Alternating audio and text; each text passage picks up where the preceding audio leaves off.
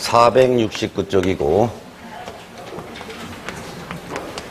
혹시 기본서를 안 가져오신 분은 요약집은 40페이지 40페이지 여기인데 제목이 중개대상물 확인설명서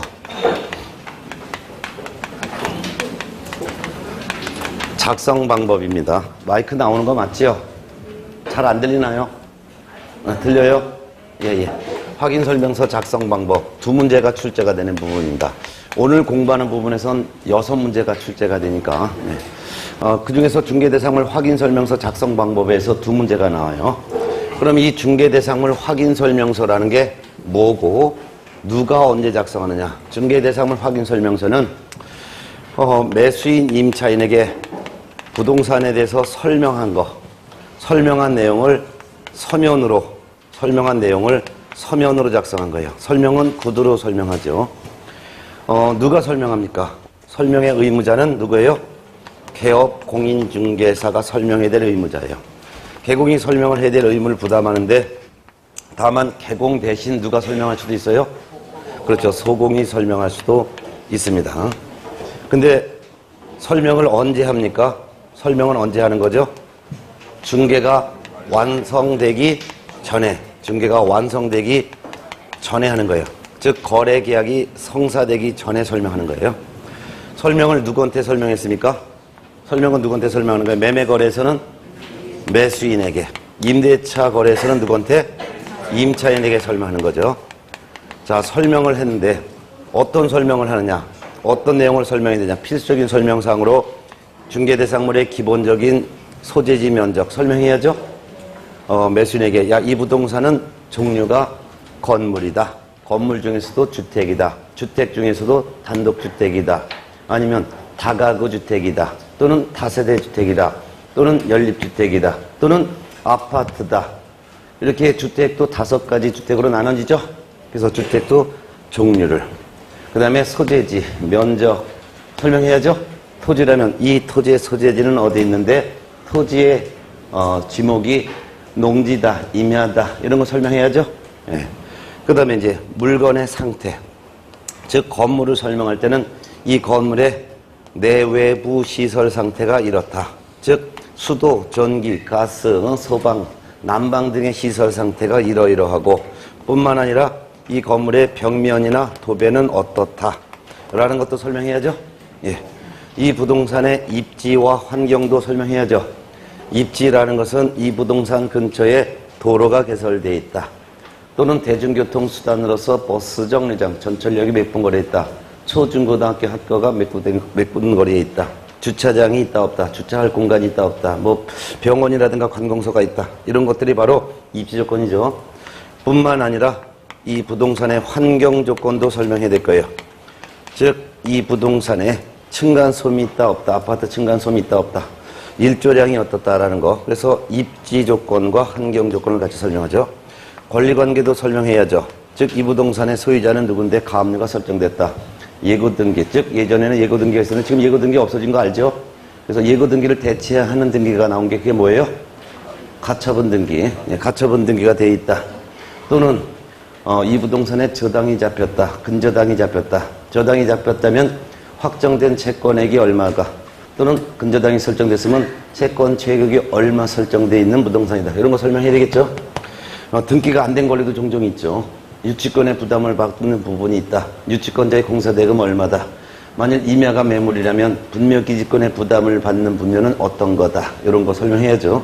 법정지상권이 부담을 받는 토지가 매물이라면 이 토지 매수에도 너는 위에 있는 건물 쪽에 사용을 승낙한 것으로 본다라는 전 토지 소유자의 의무를 그대로 승계하는 거다. 그 대신 지료는 전 건물 소유자가 줬던 그 지료를 대신 받을 수 있다. 이런 거 설명해야죠. 그 다음에 토지 이용 계획 및 공법상 규제사항도 설명해야죠. 토지가 만일 토지거래 허가구역 내의 토지라면 매수나 이 토지를 매매계약이나 교환계약, 지상권 계약을 하려면 매도인하고 같이 가서 먼저 허가부터 받아야 돼. 허가 안 받으면 계약 자체의 효력을 발생하지 않아. 니들이 설령 허가를 피할 목적으로 허가를 안 받겠다라고 서로 합의했다면 그 계약은 확정적으로 무효가 되는 거야. 그뿐만 아니라 2년 이하의 징역 또는 토지금액 100분의 30 이하의 벌금형도 받는단다. 그 대신 너는 토지거래 허가를 받았다면 이 토지가 네가 구입하는 게 농지라면 별도의 농지증은 받을 필요가 없는 거야. 또한 거민도 받을 필요는 없지. 이런 거 설명해야 되겠죠? 예. 그 다음에 거래 예정 금액도 설명해야죠. 거래 예정 금액, 즉 주변 시세가 어떻게 형성됐다. 주변 시세를 거래 예정 금액이라고 해요. 중개 보수도 설명해야죠. 매수인은 네가 이 부동산을 주변 시세에 따라서 매수하게 되면 그 거래 금액은 매도인에게 줘야 되겠고 그 대신 중개 보수도 나한테 줘야 되는 거야. 중개 보수 어떻게 계산해서 얼마가 나오는 거야. 이거 설명해야죠. 또한 네가 이 부동산에 대한 권리를 취득을 하려면 등기를 해야 되는데 등기하려면 먼저 조세부터 완납해야 된다. 그 조세는 어떤 조세이고 그 각각의 세율은 몇 %가 조세를 부담을 할 거야. 이런 거 설명해라 그랬죠? 기억납니까? 예. 이런 거 설명을 중개가 완성되기 전에 설명하는 거예요. 즉 거래계약 체결되기 전에 설명했어요. 그런 다음에 이제 열심히 중개했더니 중개가 완성됐어요. 중개가 완성됐다는 말은 결국 거래계약이 이루어졌다 그 말이죠. 그래서 중개 완성이란 말이나 거래계약 체결이란 말이나 같은 말이죠. 그럼 중개가 완성됐으면 거래계약이 체결됐으면 개업권자는 해야 될 일이 세 가지가 있어요. 일단 의뢰인에 대해서 해야 될 의무는 뭐가 있을까요? 중개가 완성되면 이 개업 공인중개사는 의뢰인에 대해서 지는 의무가 세 가지가 있고 부동산 소재지 등록관청에다가 해야 될 의무가 한 가지가 있어요. 그래서 총 네 가지 의무를 부담하게 됩니다. 그럼 의뢰인에 대해서 지는 의무는 세 가지가 있는데 그 첫 번째가 바로 지금 공부할 중개 대상물 확인해서 설명한 내용을 서면으로 작성해야 될 의무가 있죠. 그럼 이 확인 설명서라는 것은 매수인에게 요거 물건 설명했던 내용, 이건 구두로 설명한 거죠.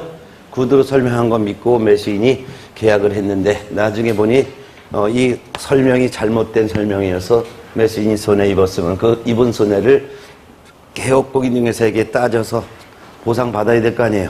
근데 개업공인중개사가 나 잘못 설명한 적 없어, 헛소리 하지 마 이렇게 설명을 제대로 했다라고 거짓말하고 발뺌하는 것을 막기 위해서 개업공인중개사는 이와 같이 구두로 설명한 이 내용을 그대로 서면으로 작성해야 되는데 그 서면 이름이 중개대상물 확인설명서예요.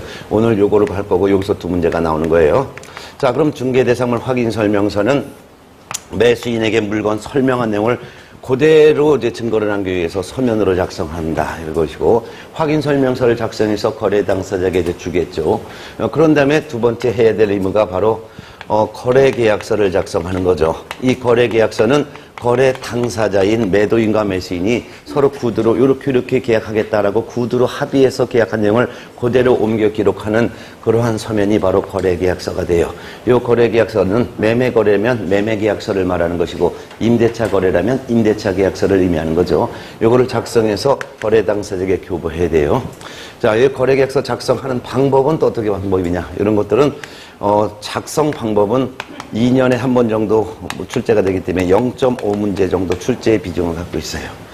그 다음에 이제 개업공인사는 두 가지 서류를 작성해서 거래 당사자에게 줬지만 마지막 하나 설명하고 줄 게 있어요. 그게 바로 거래 당사자에게 너희들 걱정하지 마. 나의 중개로 잘못된 중개로 너희들이 손해를 입었다 하더라도 내가 배상을 할 거야. 근데 배상을 못할 배상할 돈이 없다도 걱정하지 마. 나는 보증보험회사에 가서 보증보험에 가입했어. 또는 협회에 가서 공제에 가입했어. 또는 내 돈을 법원에 공탁했어. 그러니 그와 같은 돈으로 배상이 될 거야. 라고 보증이 설정됐다라는 사실을 거래 당사자에게 설명을 해야 되겠죠? 설명하고 그뿐만 아니라 보험에 가입했으면 보험증서가 있겠죠. 그 보험증서 등을 보증설정증서라고 하는데 이 보증설정증서를 복사해서 사본을 교부하거나 또는 복사해서 교부하기 싫으면은 그 보험에 가입했으면 보험회사 사이트가 있겠죠? 보험회사 사이트에 들어가서 그 보증 설정한 사실이 화면에 뜨면 그걸 출력받아서 줘도 되죠? 그 출력받아서 줘도 되는데 그와 같은 출력받은 서류를 보증관계 증서에 관한 보증관계 증서에 관한 전자문서라고도 하고 보증관계 증서에 관련된 서류라고도 하는데 보증설정 증서를 복사해서 그 사본을 교부하거나 사본을 교부하는 관계 증서에 관한 전자문서를 제공해도 돼요. 전자문서라는 것은 이제 프린트 뽑아서 줘도 된다는 거죠. 이런 것을 교부를 해야 되겠죠.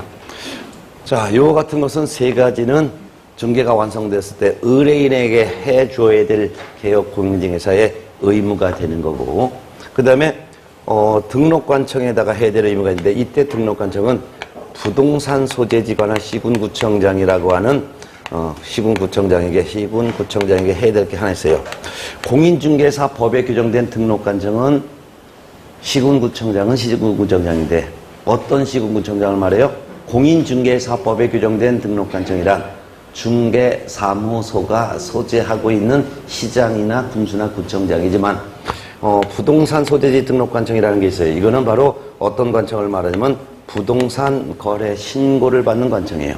그래서 우리가 지난주에 부동산 거래 신고에 관한 법령이라는 부분을 공부했었죠.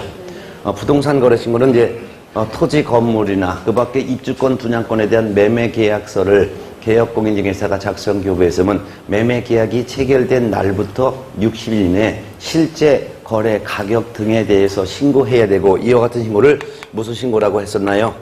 부동산 거래 신고해야 될 의무가 있다 했죠? 그럼 부동산 거래 신고는 부동산이 소재한 시군구청장한테 하는 거죠. 그럼 이런 신고를 해야 될 의무까지 있는 거예요. 이와 같은 의무가 이제 중개가 완성되었을 때 개업공인중개사에게 주어진 의무죠. 그 중에서 부동산 거래 신고를 해야 되는 내용은 우리가 지난주에 다 정리를 해드렸고, 오늘은 이제 확인 설명서 작성 의무, 그 다음에 거래계약서 작성 의무에 따른 이 작성하는 방법, 이 작성하는 방법이 실무이고 요거를 첫째 시간에 할 거예요.